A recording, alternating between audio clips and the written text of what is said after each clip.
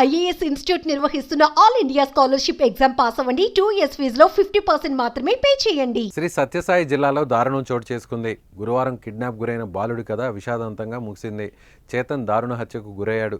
గుర్తు తెలియని వ్యక్తులు బాలుడిని చంపేసి మృతదేహాన్ని కర్ణాటకలోని పావగడ అటవీ ప్రాంతంలో పడేశారు. మడకశిర మండలం మరునపల్లి గ్రామానికి చెందిన పుష్పవతి వెంకటస్వామి దంపతులు కుమారుడు చేతన్ అమిదాలగొంది ఉన్నత పాఠశాలలో 8వ తరగతి చదువుతున్నాడు. గురువారం స్కూలుకు వచ్చిన చేతన్ మధ్యాహ్నం బయటకు వచ్చి తర్వాత కనిపించకుండా పోయాడు. దీంతో ఉపాధ్యాయులు కుటుంబ సభ్యులకు సమాచారం ఇవ్వగా చుట్టుపక్కల వెతికినా కూడా ఎక్కడ ఆచూకీ దొరకలేదు. దీంతో పోలీసులను ఆశ్రయించగా వారు స్కూలుకు వెళ్లి విచారణ చేపట్టారు. అనంతరం సీసీ ఫుటేజ్లను పరిశీలించగా 2 వ్యక్తులు చేతన్ను బైక్పై కిడ్నాప్ చేసినట్లు తెలుస్తోంది. వారి కోసం గాలింపు చర్యలు చేపట్టారు.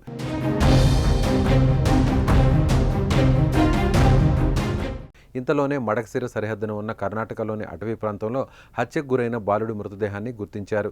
కిడ్నాప్కు గురైన బాలుడు తిరిగొస్తాడని ఆశగా ఎదురుచూసిన తల్లిదండ్రులకు చేతన్ హత్యకు గురవడంతో తెలిసి కన్నీరు మున్నీరవుతున్నారు. కుమారుడు మృతదేహాన్ని చూసి తట్టుకోలేకపోతున్నారు. అసలు చేతన్ను కిడ్నాప్ చేసింది ఎవరు? చిన్నారిని చంపాల్సిన అవసరం ఎవరికి వచ్చింది అన్నది ఇప్పుడు ఉత్కంఠ రేపుతోంది.